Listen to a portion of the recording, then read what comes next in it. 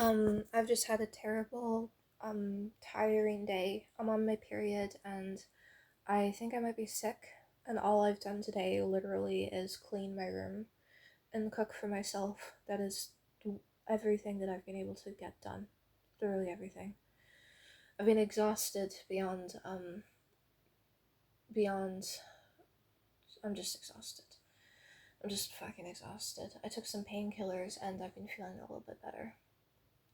Um, No, the video that I made last time kind of cut out. I was saying that while I understand that narcissism is more than just a grandiose sense of self, because a lot of people just see narcissism as a grandiose sense of self, like literally that is all it is to them.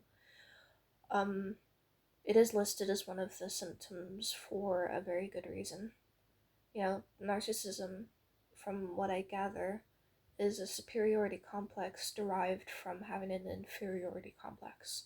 It's a coping mechanism for a sense of inferiority and low feelings of self-worth. And yeah, I honestly did not feel like making a video, but it's going to bother me if I don't. And the reason I didn't feel like making a video is because I have been thinking to myself that everything that I make my videos on, I'm having something I realized is that I judge myself really heavily. And other people in my life have told me this. I'm really hard on myself. And no, I literally walked away from an interaction there with my sister's friends. We were all in the kitchen laughing, and they were sharing something that interested them, and just like that small act of them sharing something that they were interested in, without any kind of hesitation. It doesn't seem like a lot, but it would have been something that at their age I would probably not have shared, and it was something silly and something dumb and fun. Um, that wasn't even that deep. And as I said, un- I know that I'm afraid of being a person. Like I'm literally terrified of being a person in the world. My self-worth issues are so bad that I cannot talk most of the time when I'm in a social setting. Um, and the consequence of this is that when it comes to these videos, I've been having a lot of thoughts recently that everything that made the videos on is dumb, that there couldn't possibly be anything interesting in what I have to say. Um,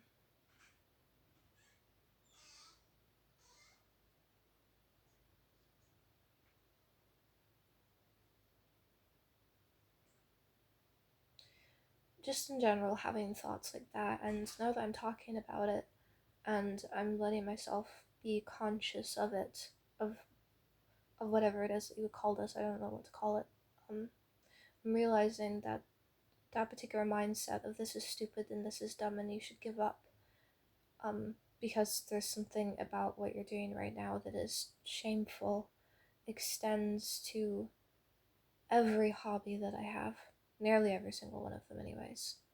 Um, or anything really that I'd be doing with my time. Um, Not everything, but a lot of things.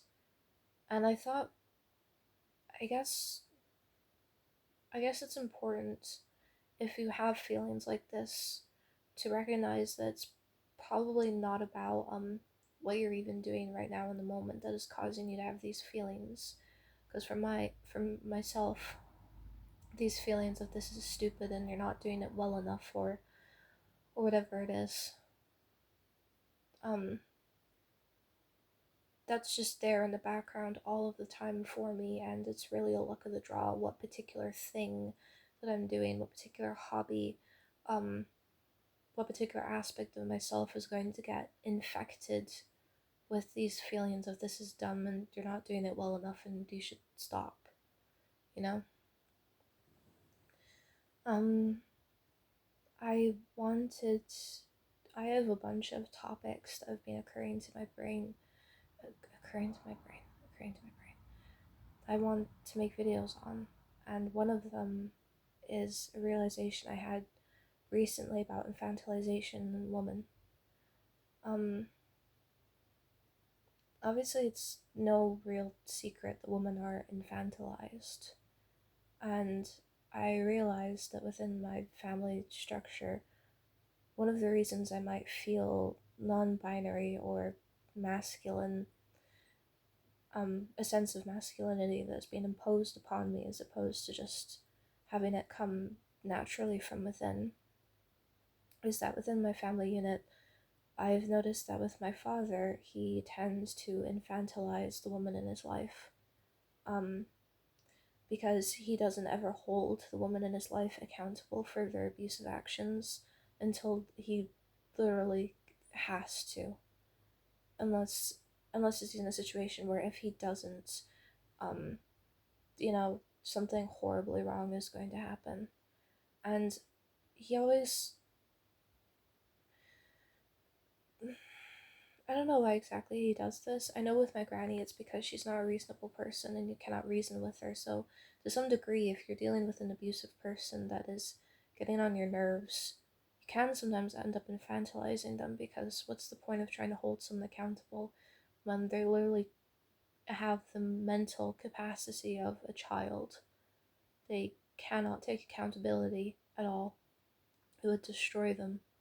You nearly find yourself nearly out of compassion or just out of a sense of obligation, hiding the truth of who that person is from them.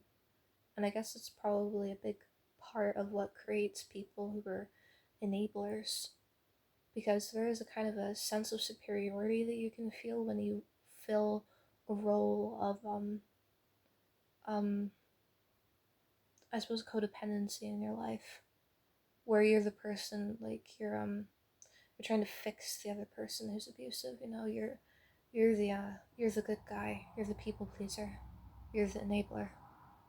There's kind of a sense of superiority from times that can come from that. You're the pawn, always dealing with everyone's shit. You're kind of in control because you're the peacemaker, the placater. You know. Sometimes the level of stress that causes you, the only way that you can handle it is by finding some sick sense of pride in your role, because it's the only way that you can cope, and it's a way that you can make yourself feel important and feel needed, when the truth is that you're enabling someone in that moment. And I struggle with that deeply, and I think it's why I'm trying to go into the field of psychology when I'm older, because I have that kind of like a hero complex when it comes to people.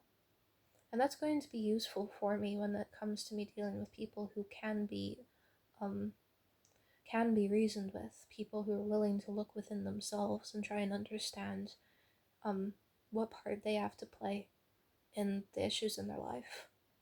I'm, that ability of mine is going to come in useful, but I think it might have messed a little bit with my gender identity, because that was the role my father was in, and he definitely talked about my grandmother in a very infantilizing manner, which makes sense given the person that she is, not because she's a woman. But then he went and then he married my mother, who has very similar problems to my grandmother. And I get the sense from time to time that he did make a misogynistic comment like once to me. I do get the sense from him that not only does he find a sense of superiority in his role and needs to be an enabler slash placater slash peacemaker slash person to put the abusive person in their place, because he does do that from time to time. That he's kind of at the center of everything, holding all the plates in the air, kind of a person. That's who he is.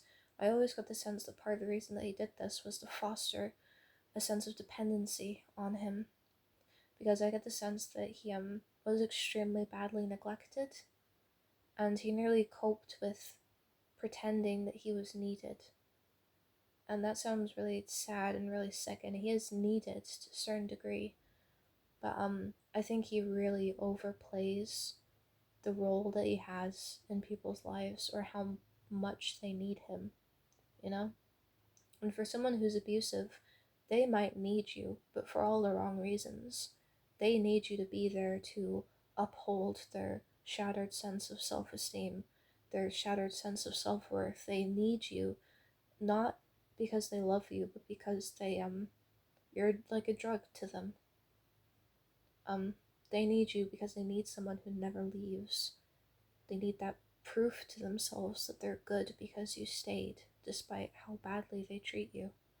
So that whenever they have a moment of clarity and they're like, oh my god, maybe I'm the problem, they can look over to you and see that you're there and be reassured, because how bad can they be if you're still putting up with them? And that is the thought process that does occur from time to time, um, with people who are abusive. So, the reason it kind of, I feel like, messed with my sense of gender is because what I'm beginning to notice is that I don't have a sense of my own gender. I don't feel innately like a man, and I don't feel innately like a woman. I don't feel like I'm hiding anything from the world. I do, when I was on progesterone, because I had birth control, I felt very different, and I felt masculine, and the hormones do affect me differently. So I would never sit there and be like, gender is a social construct. It mostly is. It mostly fucking is, and most of it is bullshit. But hormones do affect you differently. Whatever your body makes naturally is going to affect your mood on a daily basis differently. But for me specifically, I don't feel like I have an innate sense of gender. And I feel like maybe this is just the same for everyone. My gender is informed to me by the world. How I feel about my gender is something that, how do I explain this? If I'm with a bunch of men doing a masculine, manly thing, then I'm going to feel like a man in that moment, but like a step further than would be normal. Because whereas for most people, their gender is probably informed to them too by the world, but it's not like they stop feeling like a woman the minute that they take off a dress. Whereas for me, that is exactly how it feels. It feels like the minute that I take off a dress, I no longer feel like a woman. And it doesn't even necessarily feel like a performance, because a performance would be something that you're doing to hide who you truly are. Whereas for me, I do not feel like there was a gender there to begin with. So it doesn't necessarily feel like a performance. From time to time, it does. But it more just feels like a fluctuating set of moods that I have that are sometimes informed to me, or sometimes it's my alters that they'll have their own sense of gender. But overall, myself as a system, I don't feel like I have a gender. And even the alters that feel like they have a gender, that is because of the experiences they've had in life. Not because of anything that innate that comes from me. Not even due to my hormones or anything like that. And when my dad would infantilize the woman in his life, now, one of the things I'm trying to do so I can get a sense of who I am when it comes to gender, so I understand what steps I need to take in the future, because I do feel dysphoria, from time to time. I need to sift through all of the things that might be preventing me from wanting to be a woman, so that, sift through all the negative life experiences I've had as a result of being a woman, which is many, as you can imagine. Being a woman is so easy. So that I can be sure I'm not cis.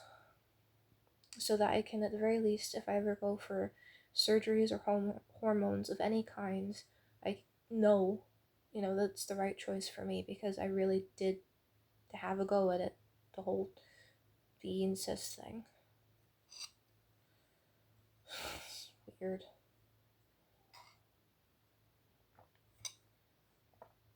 So I was overthinking it today, and I realized that part of the reason that I don't like the idea of looking feminine, I have alters that do. I also do enjoy looking feminine, and I have many feminine clothes in my wardrobe. However, there is something in me that resists hyper femininity, specifically a sort of a little girl esque aesthetic, and I hate, absolutely, absolutely fucking despise the idea of a man finding me attractive based off of me conforming to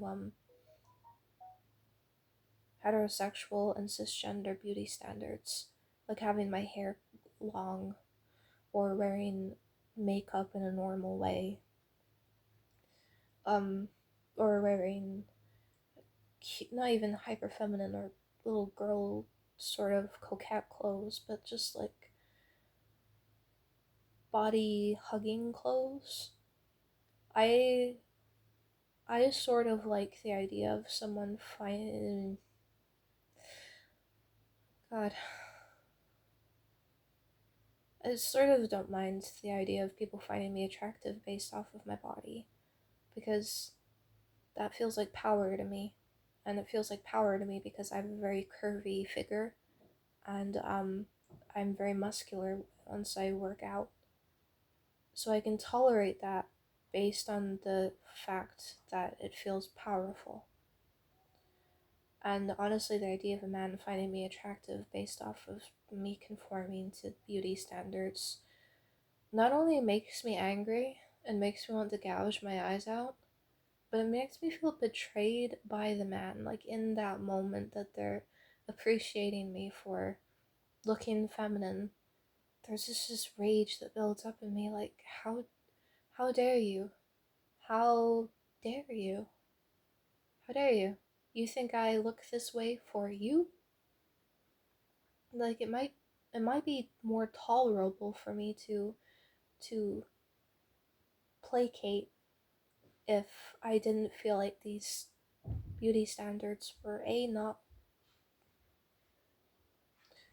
forced upon me, but B, didn't just exist to make me look appealing to men.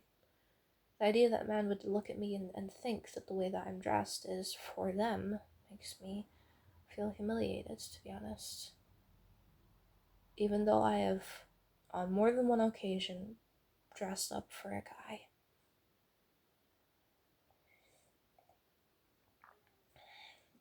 Not most of the time, but I do find myself looking through the wardrobe like, I wonder if that guy will. I wonder if he'll look at me if I wear this. You know, that cute guy that works behind the bar. Damn it! And I realized it's because I think it's because of the infantilization that I witnessed the women in my life go through. Where not only were they infantilized, um, not only were they infantilized by my father, but I was put in that role, along with him, or for whatever reason, I guess he saw that I was somewhat reasonable when it came to certain things. I don't know what it was. It might be because I was the oldest, or because he always raised me to be his son or something. But when he'd be infantilizing the women around him, and when he'd be like bemoaning them and their inability to be decent human beings or control their emotions, I'd be right there in the car next to him. And yeah, I feel a bit dissociated right now.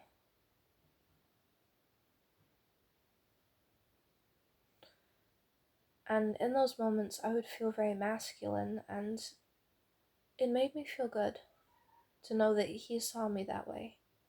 But I don't know if that's because of some innate feeling of gender that I have, or that I wanted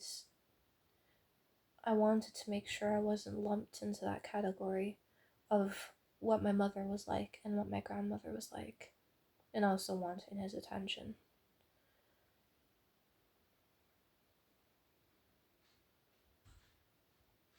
I should also mention that I nearly feel betrayed.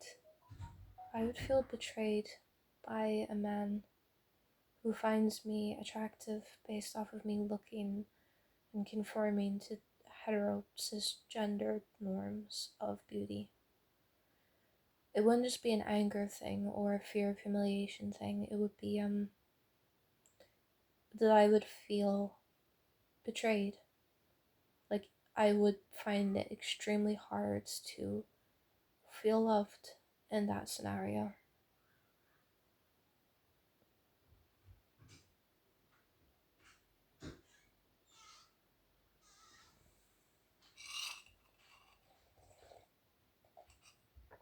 Fuck, I could just be trans.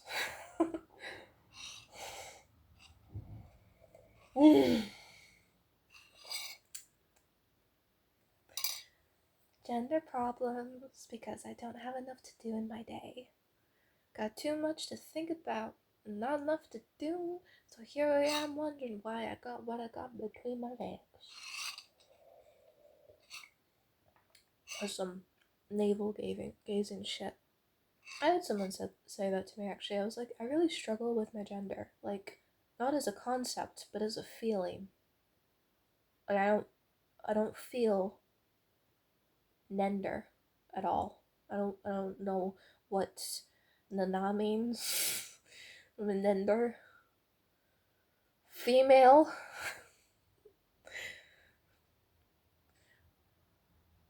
Ovaries. I don't feel it. And they were like, you just don't have enough to do, man. Over here wondering what your na means. Your the nender, your gender, your this is the liberal agenda getting to you. That's why you struggle with your gender as a feeling. I don't hold it against them, by the way. Like, it was kind of funny, and they do take my nender banana issues seriously. Because sometimes I do fucking feel like it's a big ball of fluff. It doesn't. I mean, I like to think it doesn't affect me as badly as it does. But it does. It's like a feeling of discomfort that's always beneath my skin. And I can ignore it most of the time. But then I'll have days where I can't ignore it anymore and I can't look at myself in the mirror. I've settled on the fact that I know I want to be perceived as masculine.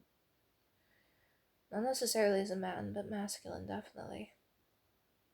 And that is as far as I've gotten.